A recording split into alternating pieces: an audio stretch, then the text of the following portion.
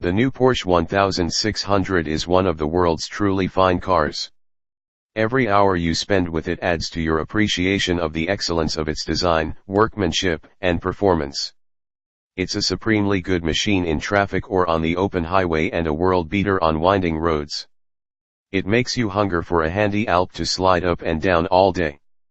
As a precision instrument for maintaining high average speeds regardless of terrain, it's a revelation. At no increase in price over its 1,500 cubic centimeters predecessor, the 1600 offers 6% increases in horsepower and displacement and a 5% increase in torque. Calculations based on the car's pulling power and tractive resistance indicate that the actual output of the 1582 cubic centimeters, 96.5 cubic inch engine is more, not less, than the factory advertised 70 bhp figure. The Speedster, as the Roadster model is called, lists at $2,995 at US port of entry and can be driven away for about $3,200 after all fees and compulsory options have been cared for.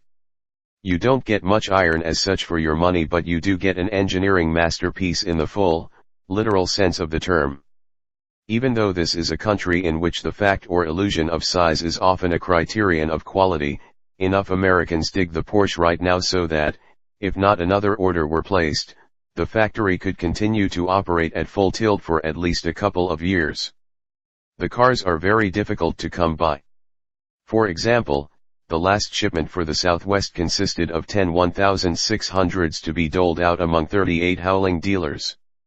I managed to obtain a test car only by the grace of the deity and film producer Manny Post, whose passion for Porsches caused him to add Europa Motors of North Hollywood to his properties. Mr. Post handed me the keys to his personal spanking new Speedster and said, "Don't let the low mileage inhibit you. Just get the lube oil warm, then go ahead and stand on it." His instructions were obeyed to the letter and with profoundly educational results. In a road test last month I mentioned that I am not an exponent of the controlled slide.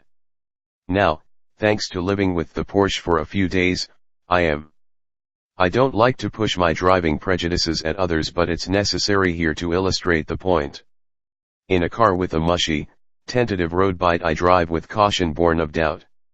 In a car with a tenacious, glued feel I'm so grateful for the being on rails sensation that I have no desire to exchange it for a technique of skidding that would only serve a purpose in competition. And then along comes the Porsche. Its engine, of course, is mounted at the rear, aft of the pendulum-type rear axle. Our test car, with the fuel tank about 3/4 full, weighed 1,680 pounds and almost 58% of this bore on the rear wheels. The springing is typically Porsche, by laminated transverse torsion bars acting through trailing links at the front and solid, adjustable transverse bars at the rear acting through trailing arms. The unorthodox weight distribution and suspension give the car handling qualities that are rather unique. At slow speeds it handles quite normally in turns, and the feel is on the moderately glued side. Then, at only slightly higher speed, its character changes entirely. In place of a four-square chassis bite on the road you have the rear end of the car slipping toward the outside of the curve. Most of us have an instinctive aversion to the sensation which, in the average car, means you've lost it. When it happens to you in a Porsche for the first time you're more than likely to be startled if not plainly scared. This rear end slip is not like that of a glued chassis when it hits a patch of dirt and dash, biting firmly, then side-slipping for a split second, then snapping into the rails again. The Porsche does not break away suddenly. It drifts from inside to outside in a gentle, casual way.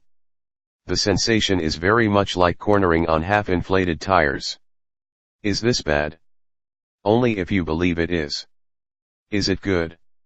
Emphatically yes, if you accept and understand it.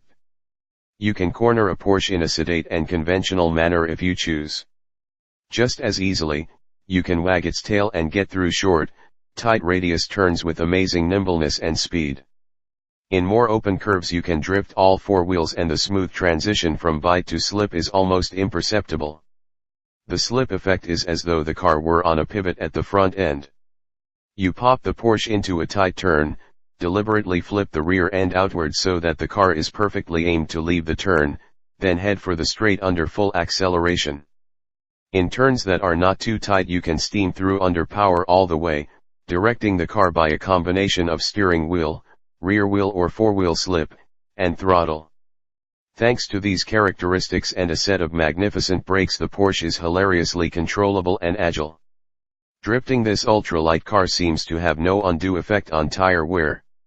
Charging down a steep mountain road containing 63 hairpin switchbacks produced the impression that the 1600 spent all its time on the tire's side walls.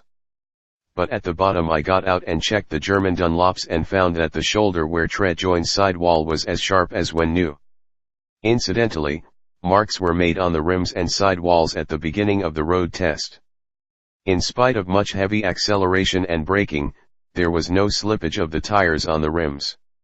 It's clear that the Porsche's delightful driftability, which helps it to achieve high average speeds, impressed me as the car's most spectacular feature.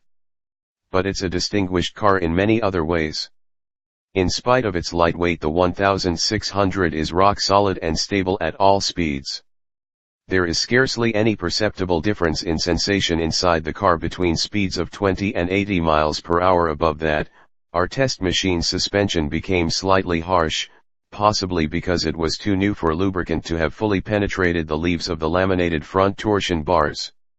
In common with the ride of many Continental cars, the 1600's is slightly firm on a good road surface and scarcely different on the very worst surface.